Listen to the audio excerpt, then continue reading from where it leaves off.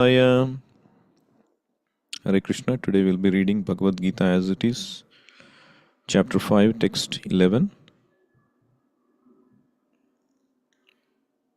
Kayena manasa buddhya kevalair indriyairapi yoginaha karma kurvanti sangam tyaktvatma shuddhaye. So, Krishna mentions here Kayena manasa buddhya, by our body, kaya, manasa, mind, buddhya, intelligence, kevalair indriyairapi, with purified senses, or even with the senses. So, in other words, our body, mind, intelligence, and senses, yoginaha karma kurvanti. The yogis, they perform, the real yogi performs karma, activity, karma kurvanti, with their mind, body, words, senses. For what purpose? For enjoying their senses? No. Sangam tyaktva atma shuddhaye, for the purpose of purification. Atma shuddhi, the yoginaha kurvanti atma shuddhaye. Those, the real yogis. Yogi means those who are in connection with the Supreme. So yog means union or connection. Vyog means separation.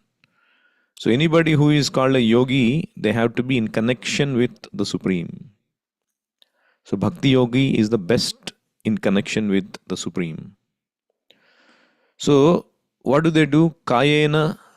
Kayena means with the body, manasa, mind, buddhya, by intelligence. Kevalair indriyairapi, with the senses. They work, karma kurvanti. So it appears like they are doing like ordinary man, an ordinary person working, and a yogi is working. It might seem the same. They are also working with all these things, but he has no connection with the work that he is doing. No material connection. The yogi has no connection. Prabhupada gives this example like a cashier, a bank cashier. He's sitting on the cash counter and millions of dollars are coming to him, but he has no connection with it. He's counting, but he knows that it belongs to the bank, not to him. He's doing his duty. Exactly the same situation, another person is put in this position of accumulating money. It is meant for the Supreme Lord, but we are thinking, oh, it is meant for my enjoyment. You can deal with millions of dollars, but if you are thinking you are a cashier only, you can get your salary for your enjoyment, all right. But you cannot get everything. This is the yogi mentality. This is called yoga yukta. Sangam tyaktva atma shuddhaye. He knows he's different from the connection with the money. So by Krishna consciousness, a yogi, yoginaha karma kurvanti sangam tyaktva atma shuddhaye. That is the work for atma shuddhi. Anything else you do, it is contaminating your atma, not atma shuddhi. So Prabhupada's compassion or Prabhupada's mercy coming from our acharyas, they've designed the system where we also can continue to work. We don't have to resign and go to Himalayas or take up sannyasa. Like the devotees, we are reading, we are singing, we are shopping, we are cooking, we are celebrating. The same things are done, let's say in a club, a music club or whatever club. They are also eating, singing, celebrating. so many things, spending money. But our activity is purifying the soul, but their activity is contaminating the soul. It's all about gaining taste in a particular thing. That's why what we do, it's called higher taste. Vishaya vinivartante niraharasya dehinaha rasavarjam rasopyasya param drishtva nivartate. When you attain the higher taste, param drishtva, when you experience something higher, nivartate, you can get rid of the lower taste of the senses. Vishaya vinivartante. Otherwise, if you don't attain higher taste, artificially renouncing that rasavarjam, rasaha, the rasa remains in the heart. It will come back. So you have to engage in higher taste, which will purify us, as well as it will give us that higher taste to overcome the attraction of the lower taste. So one can be in any condition. Actually, the Vedic system is that one is advised to be brahmachari throughout. The training is given in Gurukula stage. So when Prabhupada started his movement, he did not insist that everybody should be brahmacharis, but there were a lot of youngsters who happened to be bachelors, and they were joining in droves because getting inspired by one another, and they would join and dedicate their lives. And they had this, after some time they formed this bus party, Radha Damodar, traveling Sankirtan. And they would go in the bus, they live in the bus, and they would distribute books, and they would just be charged up serving the Lord, and they would be engaged in performing kirtans and preaching and all of that. So one time they came to meet Srila Prabhupada, and Prabhupada was telling them how his Guru Maharaj, Bhakti Siddhanta Saraswati Thakur, he said he loved this brahmachari life. He was an Aistika brahmachari throughout. Brahmachari means you can sleep anywhere, you can remain anywhere, no entanglement. Of course, when you get married, then you have to Ato gruha kshetra sutapta vittair. You have to get apartment, you have to have social connections, you have to have a stable job. But Prabhupada said, it's not like you have to remain like this, but if you feel like you have to get married, then you can get married also. So that's our movement. He did not insist that you have to remain brahmachari life, as much as his Guru Maharaj very much liked, as much as that is the recommended position of Vedic, from the Vedic culture, for progression in Kṛṣṇa consciousness. But Kṛṣṇa consciousness is so nice that anybody from any situation can engage in devotional service. But we have to be engaged. If we are not engaged, then Maya will come. Kayena manasa buddhya indriyairapi. We have to engage with our body, mind, senses. This is not resigning into some holy place or some secluded place, and in the name of meditation or speculation, you stop working. Ours is not a, people say, oh, you're parasites. No. Our movement is full of activity. Prabhupada mentions a very interesting thing in one of the purports of Srimad Bhagavatam. This comes when the Pandavas win the battle and Kṛṣṇa stays with them for some time in Hastinapura. And now he wants to go back to Dwaraka. and they're all in a very morose mood. And Kunti Devi is also very morose. And she tells Krishna, she starts to pray to Krishna, Krishna, because you have been here, all these things are in abundance. The land, the minerals, the hills, the water, the crops, everything is in abundance because your glance is there on the kingdom. And the kings, they have been suppressed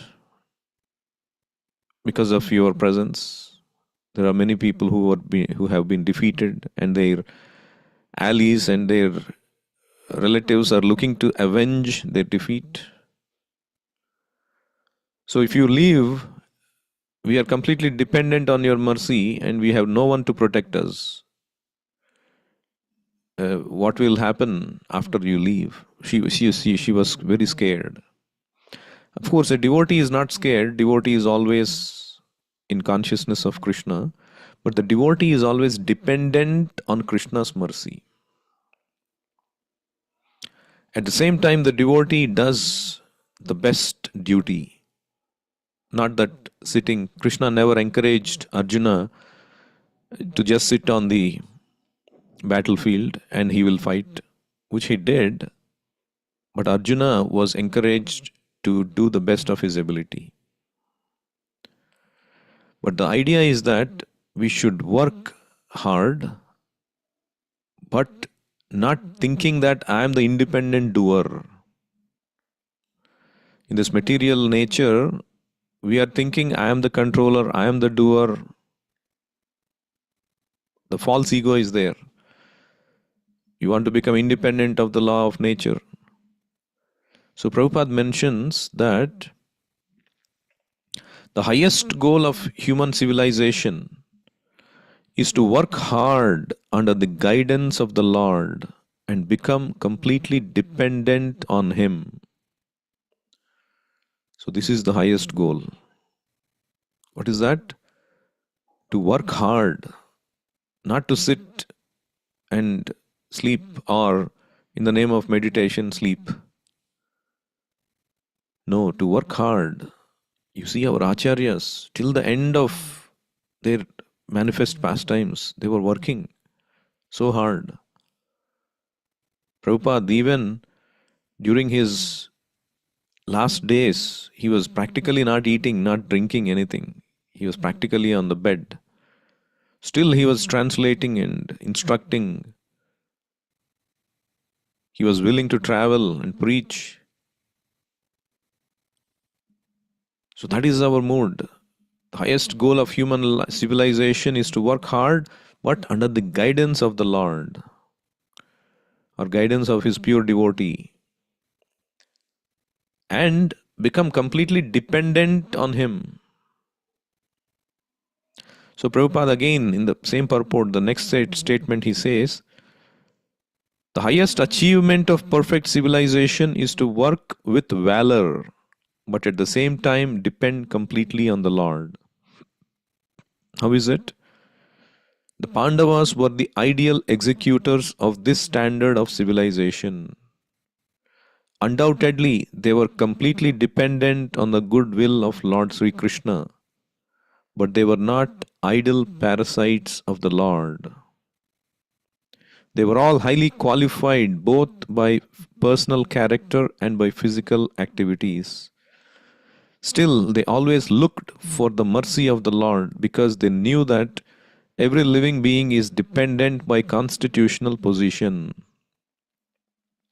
The perfection of life is therefore to become dependent on the will of the Lord instead of becoming falsely independent in the material world. So, that is the idea. We have to work hard with valor, with all our abilities, but for the result and under the guidance of the Lord, and depend on the Lord for the result. Whatever happens, we take it to be the mercy of the Lord. But that should not stop us from working nicely, planning, having goals. So the devotee becomes dependent on the Lord. The others, they say, oh, I don't have to surrender to anybody. I am independent. I can live without being controlled by anybody. This is my happy state. Liberation. Human life is meant for freedom. Why you are again, the, getting bound by this laws of religion? Unfortunately, they don't understand that they are strongly in the grip of Maya, material nature. It's like in our childhood, the teachers, when somebody did wrong, the teacher would come and, do like this, right? And then, oh, yeah, you'll be in pain and you'll be getting up. And same thing, the material nature is imposing. The material nature is squeezing us and we have to act. The material nature is showing nice food stuff and our tongue has to go eat it. It doesn't matter what it contains, how it is made, how cruelly it is made. The material nature opens up some image and we are forced to watch it. We're helplessly watching it. And whatever thought comes, we are talking. The words are coming out of the mouth. It's all influenced by the modes of nature. We are thinking we are independent, but everything is controlled. So you better become dependent on the Lord. Take the guidance of the Lord and become really liberated. That is a true liberated, true independent position. The true independent position, even though it might appear ironic, is to be dependent on the Lord.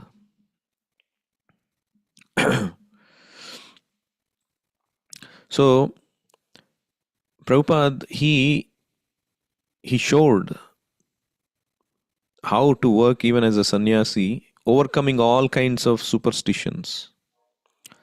One time there was a radio show, one of the famous radio shows that happened in US.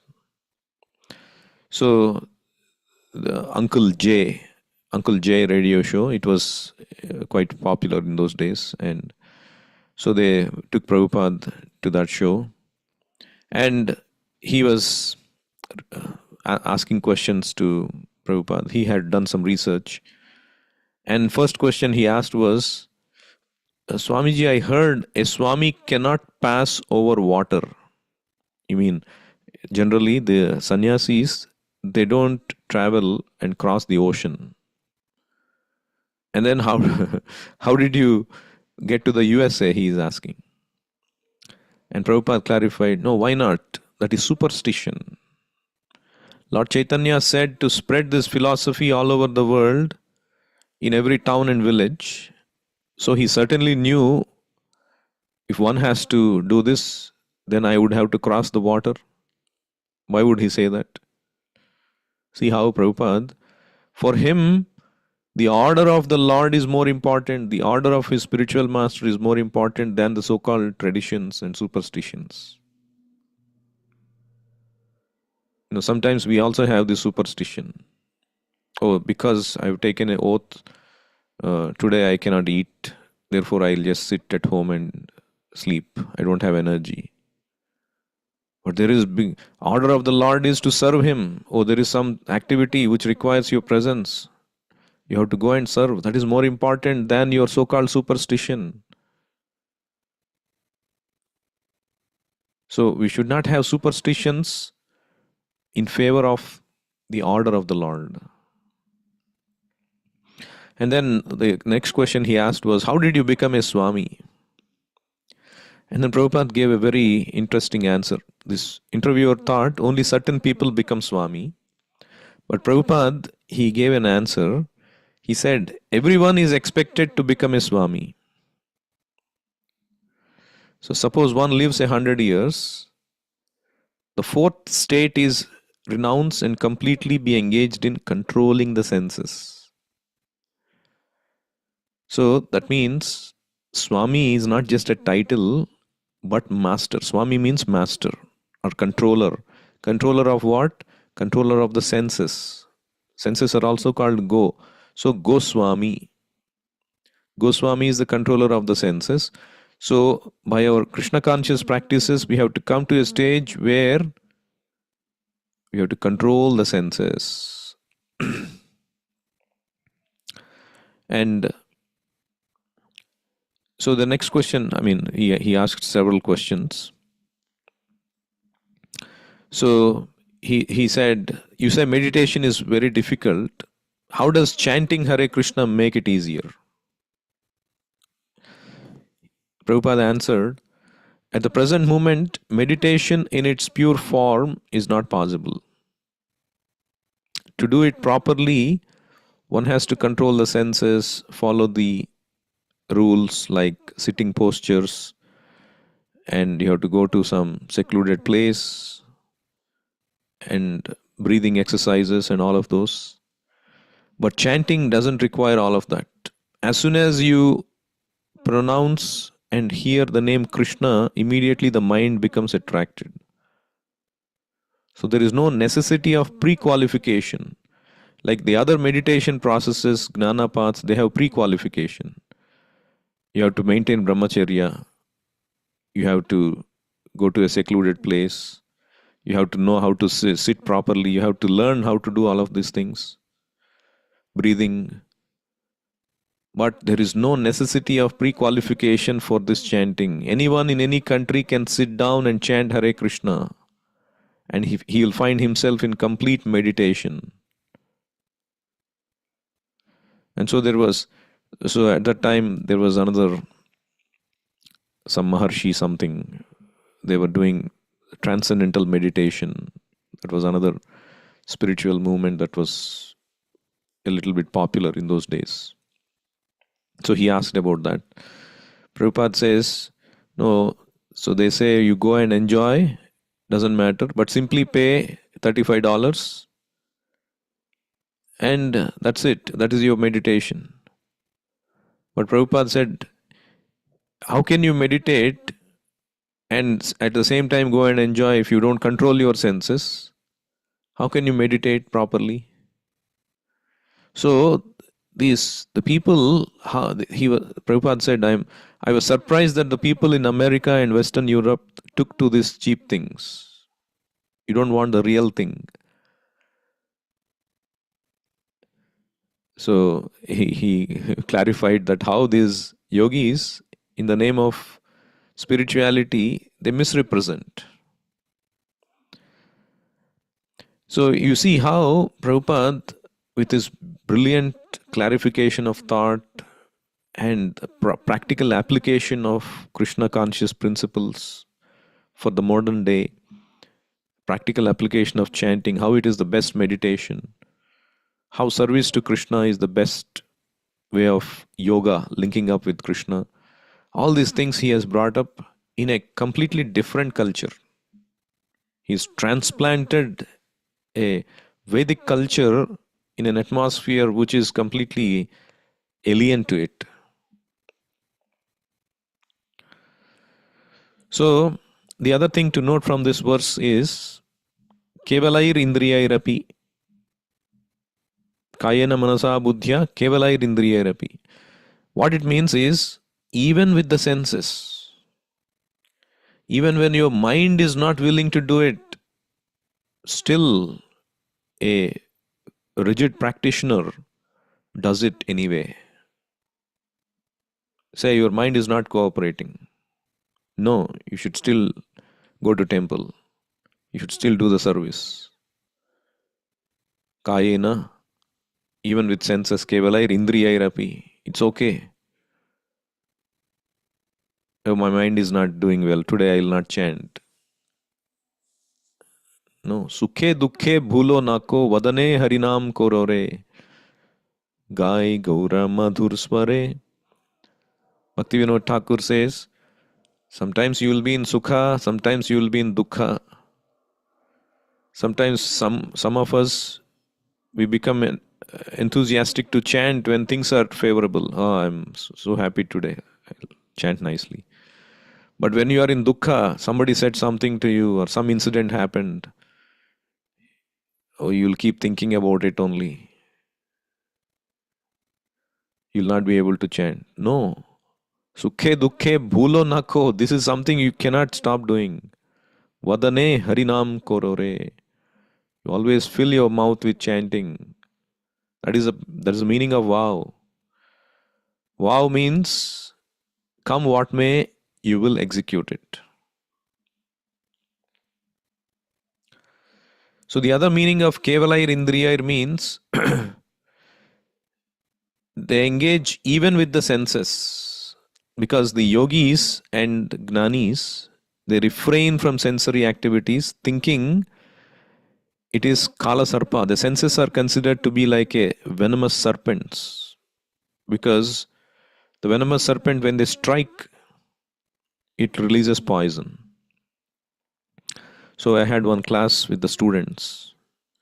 So I showed a picture of a serpent biting a young man. But in the next picture, the young man is walking without any effect. And I asked them, how is it possible? They said, maybe he was treated, he was given an injection, or he is uh, immune to the poison, or all kinds of answers. But somebody said the right answer, which is the serpent does not have fangs. The serpent fangs, even if it bites, if it doesn't have fangs, there is no poison, there is no effect. So, this is the example given by the acharyas in the scriptures, that for yogis and gnanis who refrain from senses, thinking that the senses are like poisonous serpents, when they engage in sense objects, it's like biting and you're poisoned with sense gratification. But a devotee doesn't have that, because it's like the senses cannot attract him. Even the senses are engaged in sense objects in the course of our service. It's as if the fangs are removed. Durdanta indriya kala sarpapatali prodghata damstrayate. Damstra means the fangs. Prodghata, it's been removed. So a devotee utilizes the senses, kevalayir indriyayirapi, very much in the service of the Lord. Why? Because only by the engaging the senses we become purified and controlled. Otherwise they cannot be controlled. The senses have to be utilized, but for service of the Lord. Then they will be purified and controlled. So I'll stop here. Anyone has any questions or comments? Hare Krishna Prabhuji, Sadar Pranam, all glories to Hare Srila Krishna. Prabhupada. Hare Krishna. Prabhuji, in today's lecture, you mentioned Prabhupada's answer to a DJ in radio. So during that conversation, prerequisites are required for meditation, but not for chanting the holy name was mentioned. But for us to sustain the chanting of the holy name, we still undergo all four regulatory principles. So there is a prerequisite in one way, right? So No, actually, chanting does not require to follow four regulative principles, but it helps you to make progress faster. Like there is this Bhagavat Marga, which is purely hearing, chanting, engaged in completely Shravanam, Kirtanam, Vishnu, Smaranam, Padasevanam. This is called Bhagavat Marga. And then there is Pancharatriki Marga, which is worshipping the deity and following regulative principles, all of that. So the idea is that these two tracks, if they go parallelly, the train can go faster. But actually, Bhagavat Marga itself is good enough, ideally speaking. But because of our Kali Yuga minds, if we want to make faster progress, we need to be disciplined about certain things.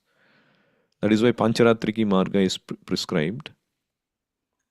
So, those who are serious, that's why only when you take initiation, the spiritual master asks you to take the vow for following the regulative principles. Otherwise, anybody can start chanting. They don't have to follow the regulative principles. They will give it up naturally by the taste of chanting. So it's not that only when you agree to follow the regulative principles you should chant. Not like that. Thank you, Prabhuji. Hare Krishna. Hare Krishna. Bhagavad Gita as it is ki jai, Srila Prabhupada ki jai, Nitai Gaur Premanande.